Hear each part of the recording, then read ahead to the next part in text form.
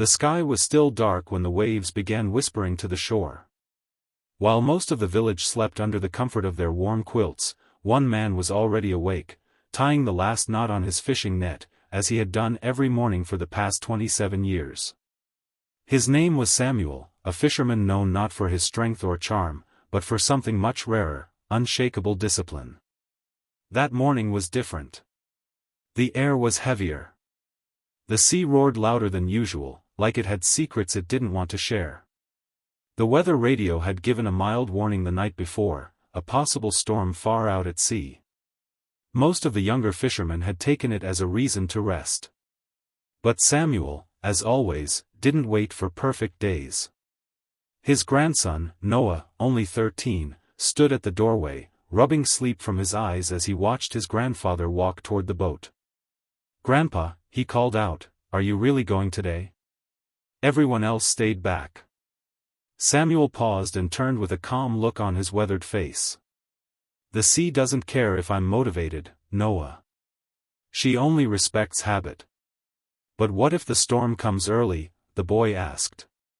Samuel smiled faintly. "Then I'll meet her with preparation, not fear."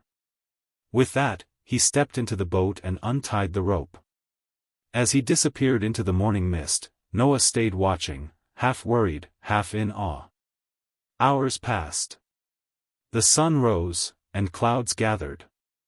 News came in, the storm was moving faster. The villagers began whispering, some pacing the shore, others praying. By noon, the sky had turned gray and the waves began to growl. Still, there was no sign of Samuel.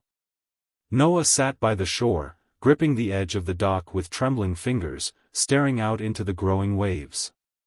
He replayed his grandfather's words in his head, "The sea only respects habit." As the winds picked up, a group of younger fishermen began talking. "He shouldn't have gone out today," one muttered. "He's too old to fight a storm." Another added, "Motivation drives you once. Discipline takes you further, but not through a hurricane." Just then, someone shouted from the lookout point. A silhouette appeared through the mist. It was Samuel's boat, battered, leaning to one side, but still moving forward. And there he was, soaked to the bone, gripping the oars like they were part of him. His face was calm, eyes fixed on the shore. When he finally stepped off the boat, silence fell over the beach. Then Noah ran to him. "Grandpa. Are you okay?" Samuel nodded, handing over his net, full of fish, more than any had caught all week. "I didn't outrun the storm," he said simply, "I just kept rowing." The villagers looked at each other, stunned. Not by the storm, or the fish, but by the man who went out not because he felt like it, but because he always did. The storm had passed, but the whispers stayed. In the village, Samuel's return became the talk of every home, tea shop, and alley. Some praised him as a legend. Others called him reckless. But Samuel never replied, he simply cleaned his boat and laid out his nets to dry, like he did after every trip, rain or shine. Noah couldn't stop thinking about that morning. The image of his grandfather pushing through the waves, not with panic but precision, stayed in his mind like a lighthouse in fog. He had so many questions, but only one that truly mattered. "Why didn't you stay back like everyone else?" That evening, he finally asked. Samuel, sitting on a wooden stool under the porch, didn't answer right away. He stared out at the sea, watching the last light of day fade into the waves. "Motivation," he said quietly, "is like a spark.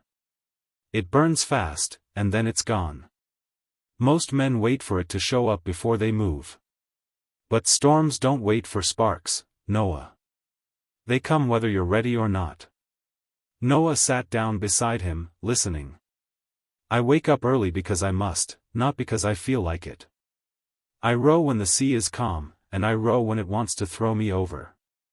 Discipline doesn't ask how I feel, it reminds me who I am." The words sank in deeper than any wave ever could. But the sea wasn't finished with them yet. The very next morning, a group of men came running to Samuel's door. A young fisherman, Ravi, had taken his boat out late last night, trying to prove himself, and hadn't returned. The winds picked up again, one said urgently. We think he's stuck out there. Samuel didn't hesitate. Within minutes, he had his net, oars, and oil lamp ready.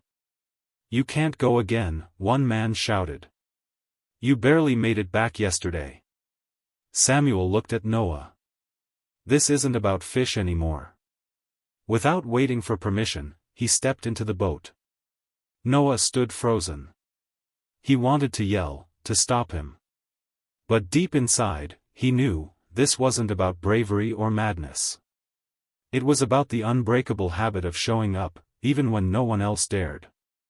As the boat faded into the gray waters again, Noah whispered to himself. Discipline is doing it, even when fear tries to stop you. Hours passed. The wind howled across the coast, sharp and angry, as if it knew someone had dared to challenge it again. The villagers gathered at the shore, eyes scanning the horizon. Every minute stretched longer than the last. Noah stood beside his mother, fists clenched, heart pounding like the waves. He's done this before, she whispered, more to herself than to him. But even she didn't sound convinced this time. Meanwhile, out in the vast ocean, Samuel rowed against the current. His old arms ached. The salt burned his eyes.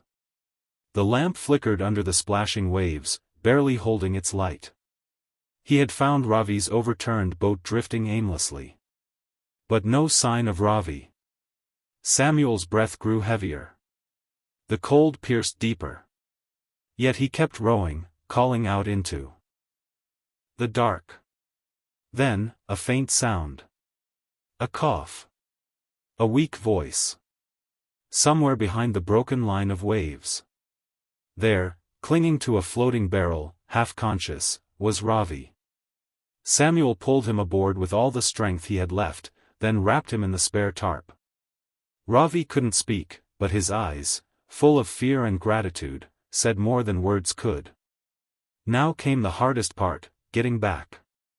Samuel didn't think of the pain. He didn't wait for energy to return. He didn't ask himself if he could do it. He just kept rowing. Because discipline didn't give him a choice. Back at shore, someone finally shouted, "There!" A light. Noah ran to the edge of the dock, eyes wide, hope rising. Through the storm's fading mist, the old boat returned, this time, with 2 lives aboard. The villagers erupted in relief, but Samuel, soaked and silent, simply helped Ravi off the boat and handed him to the waiting arms on shore. Then he looked at Noah and said just 4 words. Now do you see? The storm was gone. So was the fear that had once clouded Noah's heart. The next morning, as the sun quietly painted gold across the sea, Noah rose before anyone else. He walked silently to the boat and began tying nets, exactly how Samuel had shown him. Samuel appeared moments later, holding 2 mugs of tea. "You're up early," he said with a knowing smile. Noah nodded. "I don't want to wait for motivation anymore." Samuel handed him the tea and sat beside him on the edge of the boat. "You understand now?" he asked. Noah looked out at the calm sea. "Yes. Motivation is a feeling. It comes and goes. But discipline is a choice we make every single day." Samuel smiled. "Exactly. And that choice saves more than just fish. Sometimes, it saves lives." The village slowly returned to routine, but something had changed. Not just in Noah, but in everyone who witnessed the storm. They had seen what routine, built over years, could do in a moment of crisis.